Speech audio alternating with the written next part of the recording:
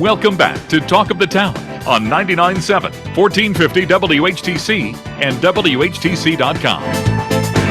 Welcome back to Talk of the Town for this Monday, November 28th. I'm Gary Stevens. It is the fourth Monday of the month, which means at this time we get caught up with some of the things going on in Lansing with one of the members of the Lakeshore's legislative delegation. He is, on the other side of our Zoom connection, soon to be third term State House Representative Brad Slagh of R-Zeeland Township. Brad, good morning and welcome back to WHTC. Hey, good morning, Gary. Thanks for having me on again this morning. We're obviously going to have to talk about whether the fourth Monday is going to still work, because we're going to add a whole bunch of legislators for the Holland area. So it'll be an interesting conversation over the next couple of weeks. Yeah, we've already slotted in, by the way, Nancy DeBoer to take over the slot that Mary Whiteford had on the second Monday of the month. Luke Meerman still will be on board with us, and we're looking forward to having some of the new representatives join us as well. And we'll work on the logistics. After all, we have some logistics companies around here. We know how to do logistics, for sure. Especially again, just on the east side of Zeeland.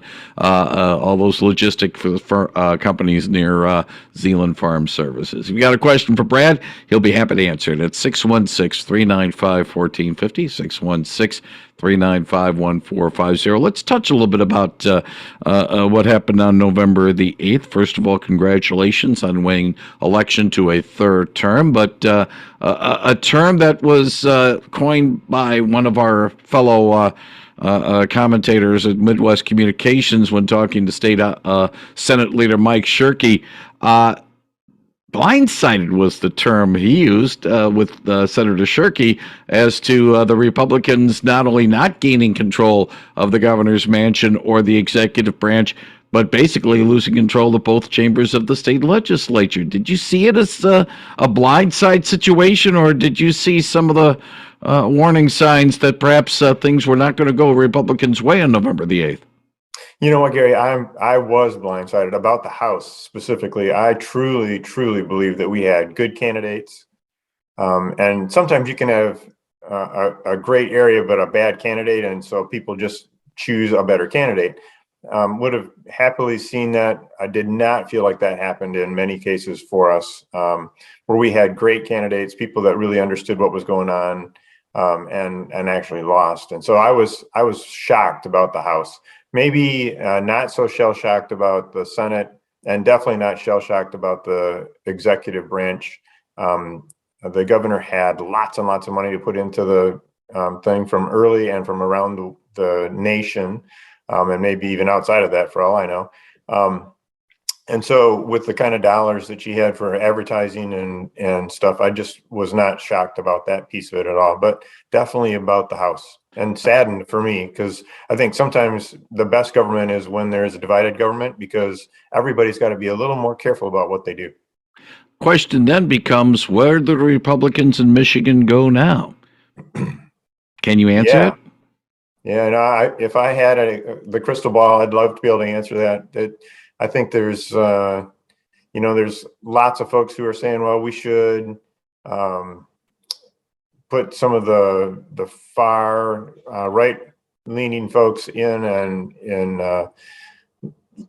Michigan GOP and other kinds of stuff. And I'm concerned that we're gonna, once again, you can have all of the, you and I've chatted about this before. You can say we're gonna bring in far left, far right people, and we're gonna run a campaign. But if you don't bring in the middle, you don't win. So somehow we have to figure out how we're going to have to bring in those folks that are in the middle that are not on the far right to help us do that. All right, I'm going to ask you a blunt question. Is there a leadership vacuum right now in the Republican Party in this state? Is there a leadership vacuum? Is that the question you're answering? Exactly. I think we're struggling to see who that true leadership really is and where it's coming from. So my answer would be, yeah, I think there is. Yeah, the question is then, who fills the vacuum void? I've mentioned this in the past. there was a leadership vacuum in the National Republican Party in 2015. It got filled by Donald Trump, and we have seen what happened over the last 7 years because of it. In this state, let's put it this way: when John Engler had to leave term limits, there was a leadership vacuum. It wasn't filled by Dick Posthumus. We got Jennifer Granholm as a result. When again, term limits knocked Rick Snyder out of leadership. Dick DeVos. I mean, let's put it this way: Bill Schuette couldn't fill the vacuum, and now, we're going to have 2 terms of Gretchen Whitmer as the governor. And do we see John James? I really don't know. Right. No, I wish I had that crystal ball, because it would be nice to be able to help move things along, right? All right. Got a question for Brad Slagh, the state representative, 616-395-1450, 616-395-1450. Based on what happened on November the 8th, do you see a lot of action being done in lame duck over the next maybe 2 weeks, maybe a week? I don't know. They're talking about maybe compressing things in the House. Do you see a lot moving on, or do you see pretty much a pretty quiet lame duck ahead of the end of the legislative year? One of the interesting turn of phrases that I've heard, Gary, is and it's not even from my side of the aisle. Somebody on the Dem side of the aisle said, we'll probably have a tame duck session. And I think that's probably a realistic kind of thing. Why put through lots of effort to try and put in bills that are going to get vetoed anyway? Does that really make sense? So I think there's some things that are in either the House or Senate already, and have gone through one side or the other. So they're sitting waiting on the other side of the Capitol building. And I think so there'll be some stuff that gets done. I'm not sure how big they are. If I had the force of nature behind me and I was able to accomplish something, I've got a speed limit bill out there that has been there for really almost 2 years that I'd love to see get through. It would enable local units to be more involved in setting speeds and doing things maybe in a little better way. I'm not sure it'll get through or not, but it's probably the one bill that I have that I wish would make some movement. Yeah, it'll be interesting to see just what type of agenda will get through and get to the governor's desk to have her either sign it or, the pocket veto, just don't do anything, and then it expires at the end of the year, and then everything gets flushed as a result. 616-395-1450, 616-395-1450. Let me ask you about your thoughts on a story that's on our wire service this morning.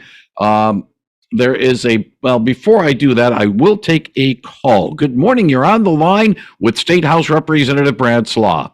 Good morning, and thank you for taking my call. Well, Governor Whitmer is going to pay for all who go to junior college. My one grandson just graduated last spring from high school, and he is going to Ferris College, and he will not get any money. Is that fair? I think if she's going to give money, she should give it to everyone who is going to college, and not just to a certain amount. Thank you. Appreciate the call. 616-395-1450.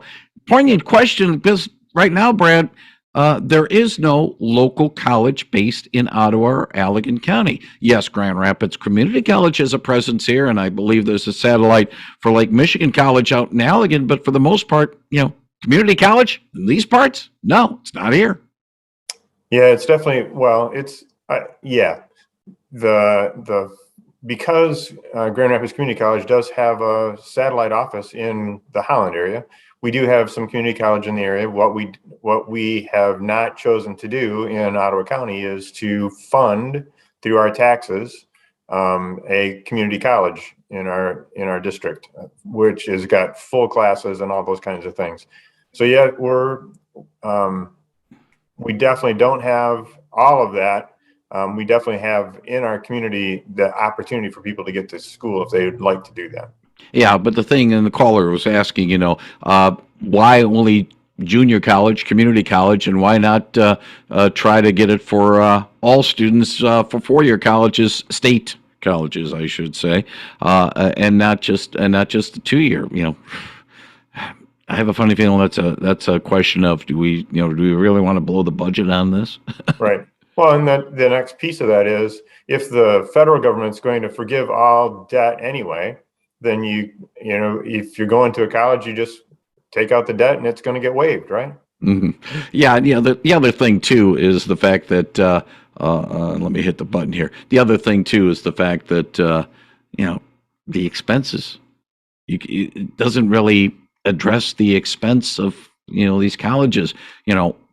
Are they really spending the money properly that they are getting allocated? It just seems as if a lot of this overhead for four-year colleges. I just question that. I don't know. Maybe it's just me. I think there's some realism about questioning it. So I think you're good. 616-395-1450, 616-395-1450. So as I mentioned before the call, Brad, a story on our wire service today. It's before the House Committee on Regulatory Reform that would allow bars and restaurants, taverns that serve alcohol by the glass to allow them to serve those beverages, adult beverages, in to-go containers, and people can take these containers away. Call it travelers if you want. Some say other states are doing it. It would keep Michigan competitive. Others would say, you're asking for trouble with drunk driving and the like if you allow those establishments that sell alcohol by the glass to be able to allow them to serve it in to-go containers. Your thoughts on that? Yeah, well, I think there's some concerns. Obviously, we've got an open container law in Michigan where you're not allowed to drink and drive. So how are we going to take care of these? Because I would consider it an open container when that happens. Now, I understand where part of that kind of thought process, being able to go, is we now have districts, dining and alcohol districts within a community. You'd like it in some sort of a cup that's not going to break, or a glass that's not going to break, or something that enables you to be outside doing stuff. So does it mean to go within those districts, or does it mean truly to go on, we're going to get in the car and drive, those kind of, obviously there's a bunch of work to be done in that phase if you're going to try and make that an open happening. Do you see this possibly as something that could get to the governor's desk by the end of the year, or is this something that's going to probably have to be resubmitted after the first of the year? I would consider that something that's going to need to be resubmitted after, because I don't think it's been through either the House or the Senate yet. And it had cleared the Senate, so it's now in the House. It had already cleared the Senate. So it's a possibility. I just am not sure that people are going to risk political capital on something like that short a time frame. Brad, the Republican Legislative Caucus met shortly after the election to appoint leaders and maybe dish out some assignments. What about you? What in this next legislative session will you be focusing a lot of your attention on in terms of the committees and the like? Okay. At this point in time, I was not put into any of the leadership committees, so not selected to do that. But I am involved in studying. I'll be involved with a platform committee, which really looks at what are we going to do as Republicans in the House. What are the things that we're going to focus on that we believe are true platforms that we need to be engaged in. So I've been asked to serve on that committee. We'll look forward to doing that. The chair for that committee will be Andrew Fink.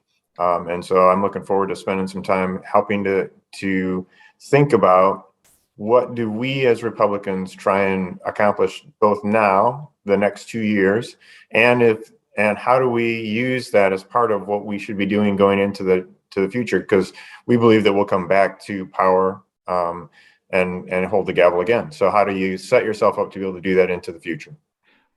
Question I would have, because the Republicans, for the most part, in the legislature have been in the majority for those who are going to be serving as incumbents in the new session.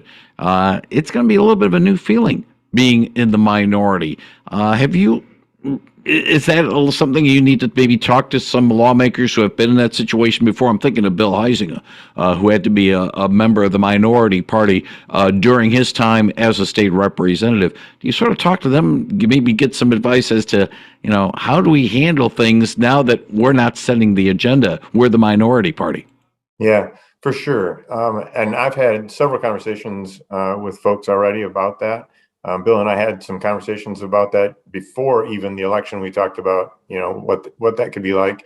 I was much more hopeful then that I wasn't going to have to do that. So I wasn't maybe pushing him for all the answers that I could. But we'll continue to do that. Look for people and folks that can help us set the agenda.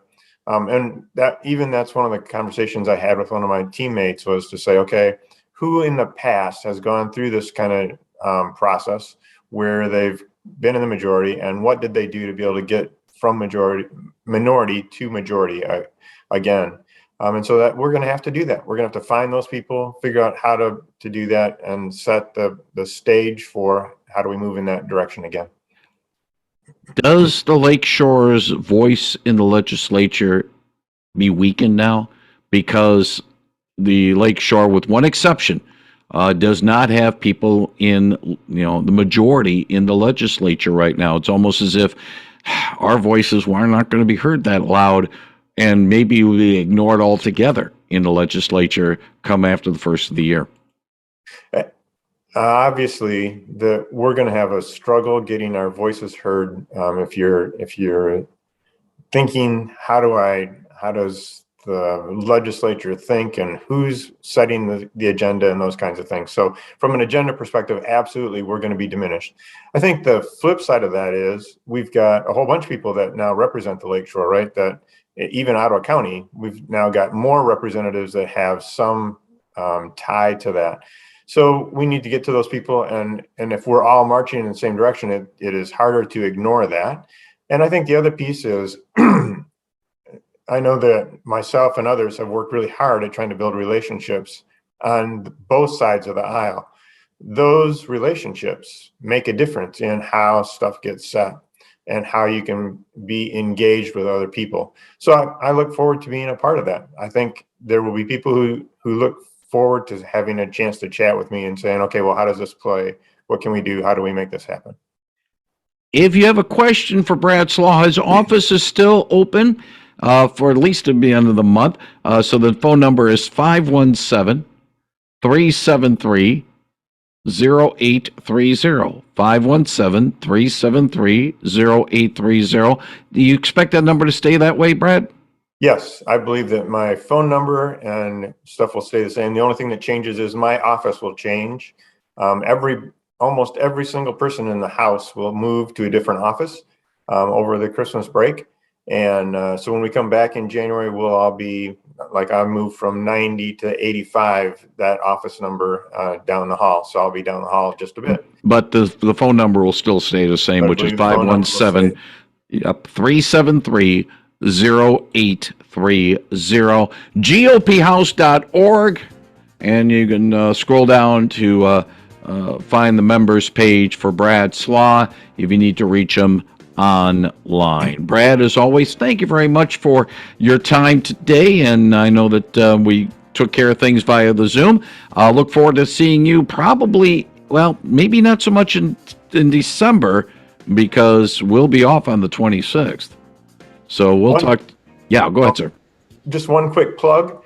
I've got office hours coming up on December 16 in Jenison, Hudsonville, and in R-Zeeland. So if people have something that they're interested in talking about, I'd love to share that. And I know one of the things that's really a concern is related to the restaurant business and what's going on. So look forward to talking to you. Look forward to talking to you again soon. Brad Slagh, 99.7 and 1450 WHTC.